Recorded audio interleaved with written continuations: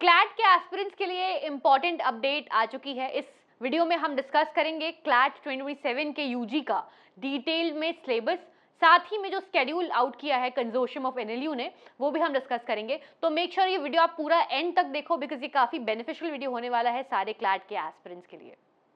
And before starting the video, if you have any confusion related to your law college admissions, आपको कोई भी confusion है किसी की counseling process में, you can reach out to us. You can just send CLAT or law on WhatsApp or call on this number 8130376334 and our team of counselors will reach out to you. वो आपकी end to end पूरी help करेंगे।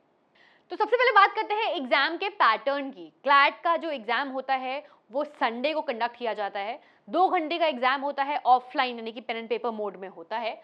ये pen and paper based exam है। Total duration is 120 minutes which is 2 hours और 120 questions पूछे जाते हैं which are passage based MCQs, यानी कि ये सारे एमसीक्यू क्वेश्चंस पूछे जाते हैं, आपको बस वो सही बबल फिल करना है। तो इस वजह से आपको अच्छे से और प्रिपेयर करना है, because this is not a subjective exam, this is an objective exam. Now marking scheme +1 for correct answer and -0.25 for negative answer. 1/4 की नेगेटिव मार्किंग है आपकी यहाँ पे, ठीक है। तो हर रॉन्ग आंसर के लिए आपको -1/4 मार्क्स अवॉर्ड किए जाएंगे। Total marks 120 questions for 120 marks, that is 1 marks for each question. Number of sections 5। अब ये 5 कौन से सेक्शंस हैं, सिलेबस क्या है, ये हम आगे वीडियो में जानते हैं। तो ये सेक्शंस हैं आपके English language, current affairs, legal reasoning, logical reasoning and quantitative techniques, यानी कि मैथ्स।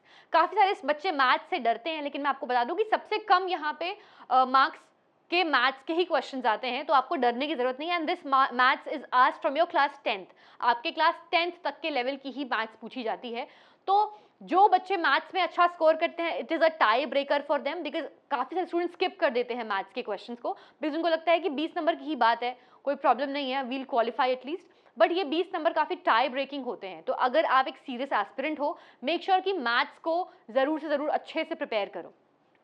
तो इंग्लिश के आपके लगभग 22 से 26 क्वेश्चंस पूछे जाते हैं, जो कि अप्रॉक्सीमेटली 20% वेटेज होता है आपके पूरे पेपर का। Current affairs including general knowledge 28 to 32 questions पूछे जाते हैं, जो कि अप्रॉक्सीमेटली 25% होता है। इसमें आपको पूरे पिछले 1 साल का जीके पूछा जाता है, साथ ही जो एक स्टैटिक करंट अफेयर्स है वो पूछा जाता है, जैसे कि आपके कैपिटल्स हो गए, प्रेसिडेंट्स, प्राइम मिनिस्टर्स हो गए, कुछ ऐसा इंपॉर्टेंट इवेंट हुआ है, वो सारी चीज़ें यहाँ पे आपको पूछी जाती हैं। तो इसकी भी आपको काफ़ी अच्छी डिटेल में प्रिपरेशन करनी है। लीगल रीजनिंग आपका यहाँ पे 28 to 32 मार्क्स का पूछा जाता है, विच इज 25% वेटेज। अब लीगल रीजनिंग आपके क्लास 12 तक तो पढ़ाया नहीं जाता, तो इसके लिए आपको अलग से प्रिपरेशन करनी होती है लीगल रीजनिंग की। अगर आपको रिसोर्सेज के बारे में जानना है कि आप कहाँ से प्रिपेयर कर सकते हो क्लैट के एग्जाम के लिए, हमें कमेंट सेक्शन में लिख के बताओ and we will make a separate video on books to prepare for CLAT. Now next is logical reasoning. Logical reasoning का 22 to 26 मार्क्स के क्वेश्चंस आते हैं, जो आपका 20% वेटेज होता है लॉजिकल रीजनिंग का। लॉजिकल रीजनिंग यानी LR, इसमें आपके ये जो ऐसे क्वेश्चंस आते हैं कि आपको एज गेस करनी होती है, आपको ऐसे सर्कल्स दिए होते हैं, आपको बताना होता है कि इनके अराउंड अगर इतने स्टूडेंट्स बैठे हुए हैं तो कौन किसकी तरफ फेस करके बैठा हुआ है, ऐसे बहुत सारे ऐसे डिफरेंट क्वेश्चंस होते हैं। तो ये दोनों काफ़ी इंपॉर्टेंट सेक्शंस है आपके, legal reasoning and logical reasoning.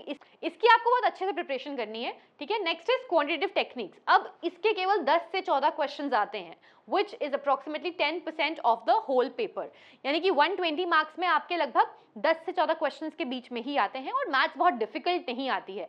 तो जिनका भी डर है मैथ्स को लेके, वो एक बार सिर्फ स्टार्ट करो, इतना कुछ डिफिकल्ट नहीं है।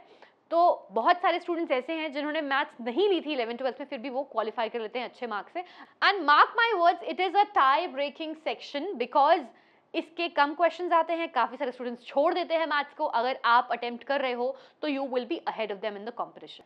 चलो, अभी इंग्लिश में क्या पूछा जाता है। इंग्लिश में जो स्ट्रक्चर आता है, पैसेज होता है 450 वर्ड्स का अप्रोक्सीमेटली। एक पैसेज आपको दिया जाएगा, उसमें उसके बेसिस पे आपको 4 to 6 क्वेश्चंस के आंसर करने हैं। टोटल आपके लगभग 22 से 26 क्वेश्चंस होते हैं, और इसका अप्रोक्सीमेटली वेटेज होता है 20%। इसमें वोकैब भी आती है, तो मेक श्योर आप वोकैबुलरी भी अच्छे से प्रिपेयर करो। पास्ट ईयर के पेपर्स आप देख सकते हो, आपको करियर 60 के पेज पे भी, वेबसाइट पे भी मिल जाएंगे पास्ट ईयर पेपर्स। हम उसका लिंक आपको डिस्क्रिप्शन बॉक्स में दे देंगे। काफ़ी सारे रिसोर्सेज हमारे पास हैं क्लैट के ऑलरेडी, जिसको आप जाके करियर 60 वेबसाइट से डाउनलोड कर सकते हो। अब कौन कौन से टॉपिक्स इंग्लिश में पूछे जाते हैं? आइडेंटिफाइंग द मेन आइडिया और central theme of the passage. अब आपको क्योंकि बहुत डिटेल में पैसेजेस पढ़ने हैं तो उसके लिए आपको अपनी रीडिंग स्पीड बढ़ानी पड़ेगी, जिसके लिए आपको रेगुलर बेसिस पे प्रैक्टिस करने पड़ेंगे क्वेश्चन। साथ ही आपको न्यूज़पेपर रीडिंग बहुत ही मैंडेटरी है। I would recommend reading the Hindu और इंडियन एक्सप्रेस, ये दोनों पेपर्स में से आप कोई भी पेपर उठा के पढ़ सकते हो। अगर आप डेली नहीं पढ़ पा रहे हो तो मेक श्योर आप वीकली एटलीस्ट 2 पेपर्स तो पढ़ ही लो, बिकॉज रीडिंग स्पीड सबसे ज़्यादा मैटर करती है। 120 क्वेश्चंस को आपको 120 मिनट्स में सॉल्व करना है, which is equivalent to 1 minute per question, जो कि थोड़ा डिफिकल्ट हो जाता है क्योंकि यहाँ पे टाइम का ही सारा गेम है। क्लैट का पेपर उतना डिफिकल्ट नहीं आता जितना ज़्यादा यहाँ पे टाइम मैनेजमेंट आपको मैटर करता है। दूसरा है ड्राइंग इन्फ्रेंसेस एंड कंक्लूजन्स। आपको जो पैसेज दिया जाएगा उसके बेसिस पे कुछ क्वेश्चंस पूछे जाएंगे जिसका आपको आंसर करना है। You have to draw inferences and conclusions. Next is understanding tone and purpose of the author. अब अगर आपने अच्छे से रीडिंग नहीं करी है, अगर आपको हैबिट नहीं है रीडिंग की, तो you will not be able to solve these questions. So make sure कि आप पहले से ही, अभी आपके पास 5 से 6 महीने बचे हैं, अभी आप चाहो तो बहुत अच्छे से प्रिपेयर कर सकते हो। Start reading regularly.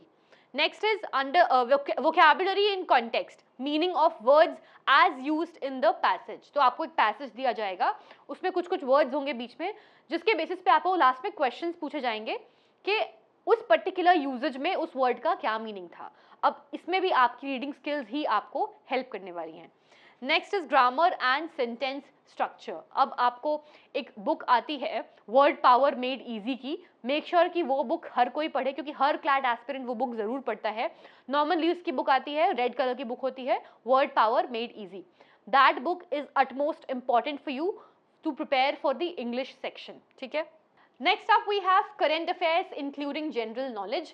So the structure goes like this. Passage based questions होते हैं. Each passage contains almost 450 words.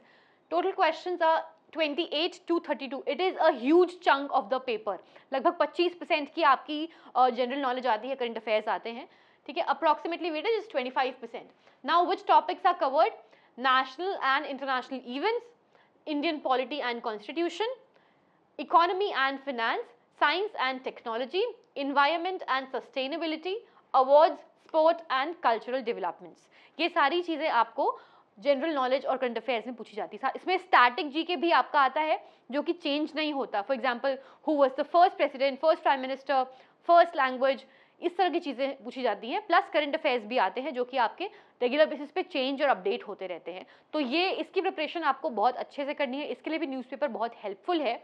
आपको पिछले 1 साल के पूरे करंट अफेयर्स को अच्छे से मेमोराइज कर लेना है। Next up we have legal reasoning. Legal reasoning, अब क्योंकि आपने 12th तक आपको कुछ भी लॉ का आइडिया नहीं है तो यहाँ पे एकदम कोर लॉ के सब्जेक्ट्स नहीं पूछे जाते हैं। यहाँ पे कुछ बेसिक प्रिंसिपल्स पूछे जाते हैं, कॉन्ट्रैक्ट के, कॉन्स्टिट्यूशन के, साथ ही आपके टॉर्ट के पूछे जाते हैं, क्रिमिनल लॉ के पूछे जाते हैं। और अभी आईपीसी को बीएनएस ने रिप्लेस कर लिया है, बीएनएस, बीएनएसएस वगैरह अब आ चुका है, तो अपडेट हो चुकी हैं सारी चीज़ें। इस वजह से अगर आप पुराने पहले भी आप एस्पिरेंट रह चुके हो, आपने क्लैट का एग्जाम दिया है, तो कुछ आपको लीगल रीजनिंग में अपडेट वापस से सेक्शंस वगैरह वापस से आपको रिवाइज करने पड़ेंगे। पैसेज लेंथ यहाँ पे आपका 450 वर्ड्स का आता है। इसमें भी सेम है, आपका पैसेज आता है, उसके बाद पैसेज के बेसिस पे कुछ आपको क्वेश्चंस के आंसर करने होते हैं, विच इज 4 to 6 क्वेश्चंस पर passage. Next is total questions यहाँ पे आपके 20 to 32 रहते हैं, which is 25% of the total weightage of the exam. तो यहाँ पे आपको पहले से किसी प्रायर लीगल नॉलेज की रिक्वायरमेंट नहीं है, आपको सारे प्रिंसिपल्स दिए होते हैं, आपको बस अपना एनालिटिकल माइंड यूज करके उस प्रिंसिपल को सॉल्व करना है, ठीक है। लेकिन आपको अच्छे से पहले से प्रिपेयर करना पड़ेगा। टॉर्ट, कॉन्ट्रैक्ट, आईपीसी, बीएनएस, ये सारी चीज़ें आपको पहले से पता होनी चाहिए क्योंकि उस समय 1 मिनट के अंदर एक क्वेश्चन सॉल्व करना थोड़ा सा डिफिकल्ट हो जाता है। दैट इज़ वाई आपकी प्रिपरेशन अच्छे से होना बहुत इंपॉर्टेंट है। अभी भी आपके पास काफ़ी टाइम है, इस पूरे टाइम में भी अगर आप अपना ढंग से यूटिलाइज करो अपना टाइम, आप अगर 6 से 7 घंटे रेगुलर बेसिस पे दो तो आराम से आप इस बार के क्लैट को क्रैक कर सकते हैं। इसमें कौन कौन से टॉपिक्स कवर किए जाते हैं? Constitutional principles, criminal law concepts, contract law basics, tort law fundamentals, legal rights and duties, public policy and governance. ये सारे टॉपिक्स आपके बेसिक, इसकी केवल बेसिक अंडरस्टैंडिंग आपको होनी चाहिए। नेक्स्ट अप लॉजिकल रीजनिंग, जिसमें शॉर्ट पैसेज आपका आता है 300 वर्ड्स का, जिसके बेसिस पे आपको 4 से 5 क्वेश्चंस के आंसर देने होते हैं। टोटल क्वेश्चंस आपके 22 से 26 होते हैं, जिस approximately 20% of your total paper. Now कौन कौन से टॉपिक्स कवर किए जाते हैं इसमें? Identifying arguments, recognising assumptions, evaluating conclusions, strengthening और weakening arguments, drawing legal logical inferences and statement and conclusion, cause and effect.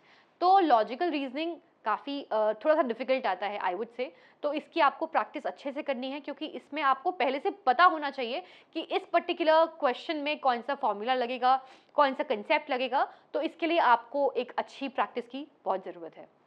Now finally we have quantitative techniques which is maths. अब सबसे ज़्यादा डर लगता है लोगों को मैथ्स से, मुझे भी लगता था, लेकिन द की इज़ कि बहुत डिफिकल्ट क्वेश्चंस नहीं आते हैं मैथ्स से, और बहुत थोड़ी सी अगर आप प्रैक्टिस कर लो तो you can easily crack this. Data interpretation based questions आते हैं, ग्राफ, चार्ट, टेबल्स क्वेश्चंस के पूछे जाते हैं। 10 to 14 क्वेश्चंस आते हैं in total, which is approximately 10% of the total paper, total questions. Difficulties only up to class 10th, so बहुत difficult नहीं आता है। अगर हम इसको कंपेयर करें आईआईटी और नीट के पेपर से, तो ये काफ़ी इजी है क्लैट का एग्जाम कंपैरेटिवली। सो मेक श्योर कि आप अच्छे से प्रिपरेशन करो, वो गलतियां मत करो जो आपने पिछले अटेम्प्ट में की हैं। अगर कोई रिपीट कर रहा है तो आपको अब तक अपनी गलतियों का पता चल चुका होगा। Do not make those mistakes again. Now which topics are covered in the maths? Percentage पूछा जाता है, ratio and proportion, averages, simple algebra, profit and loss, data interpretation. These are the basic topics जो कि आप अपने class 10th तक में पढ़ते हो। चलो अब बात करते हैं इंपॉर्टेंट डेट्स की। सो ऑनलाइन एनरोलमेंट आपका स्टार्ट हो चुका है 3rd of August से, और आपका एनरोलमेंट क्लोज होगा 31st of October 2026 को एट 11:59 PM। तो आपके पास अप्रॉक्सीमेटली 3 महीने हैं ये फॉर्म फिल करने को, ठीक है। एग्जाम की डेट आपकी है संडे 6th of December 2026, और आपकी एग्जाम टाइमिंग है 2 to 4 PM। The exam is conducted offline. तो आपके एप्लीकेशन प्रोसेस ऑलरेडी स्टार्ट हो चुका है। अगर आपको फॉर्म फिलिंग पे एक वीडियो चाहिए, let me know in the comment section, और हमें डिटेल में एक वीडियो लेके आएंगे जिससे आपको पूरा आइडिया लग जाएगा कि आपको फॉर्म कैसे फिल करना है। नाउ फॉर्म फिलिंग के लिए इंपॉर्टेंट डॉक्यूमेंट्स आपको कौन कौन से चाहिए? अब आपको सारे डॉक्यूमेंट्स स्टार्टिंग में नहीं चाहिए, कुछ बेसिक डॉक्यूमेंट्स ही रिक्वायर्ड हैं। For example front facing passport size, recent passport size photo with a plain background. Next is the signature of the candidate. अपने सिग्नेचर को आपको उसकी पिक्चर क्लिक करके डाउनलोड करके रख लेना है, और उसका सिग्नेचर आपको अपलोड करना है। Next is category certificate. अगर आप SC, ST, OBC, EWS के अंदर में अप्लाई कर रहे हो तो आपको कैटेगरी सर्टिफिकेट भी चाहिए। Relevant certificate issued by competent authority if you are applying under PWD category, ठीक है। नेक्स्ट इज अगर आप BPL के बिलो पॉवर्टी लाइन की कैटेगरी में अप्लाई कर रहे हो तो आपको जो भी आपकी कॉम्पिटेंट अथॉरिटी है उसका एक रेलिवेंट आपको अथॉरिटी सर्टिफिकेट भी लगेगा, ठीक है। आपको सब original certificates documents issued by the competent authority as specified in the brochure are to be submitted to the allotted university in the form and manner as specified by the respective university at the time of admission। तो आपको बाकी सारे आपके जो original certificates हैं वो अपने साथ प्रिपेयर रखने हैं, वो आपको काउंसलिंग के प्रोसेस में काम आएंगे। So if you qualify the CLAT exam, जब आप काउंसलिंग के लिए बैठोगे तो आपको ये सारे ओरिजिनल डॉक्यूमेंट्स काम आएंगे। Now I hope this video was helpful to you. तो अगर आपने ऑलरेडी क्लैट दे रखा है और आपके पास पास्ट ईयर के स्कोर्स हैं और आपको किसी प्राइवेट यूनिवर्सिटी में एडमिशन चाहिए, NLU का कोई अच्छा कॉलेज नहीं मिल रहा है, तो आप हमारे कॉलेज प्रेडिक्टर टूल से, which is university.careers60.com/CUET college predictor, इसके साथ ही आपको क्लैट का भी कॉलेज प्रेडिक्टर मिल जाएगा। हमारे पास कॉलेज प्रेडिक्टर टूल है जो काफ़ी एक्यूरेटली आपको बता सकता है कि आपके मार्क्स के बेसिस पे where do you stand a chance, कौन से कॉलेज में आपको एडमिशन मिल सकता है। तो आप डेफिनेटली यहाँ से जाके चेक कर सकते हो। And if you have any confusion you can just send CLAT on WhatsApp और call on this number. Now subscribe to career 60 because हम बहुत सारा कंटेंट लेके आने वाले हैं for law aspirants, for various law exams, बहुत सारे कोर्सेज के बारे में। तो आपके लिए बहुत हेल्पफुल कंटेंट आने वाला है। Make sure that you subscribe to career 60।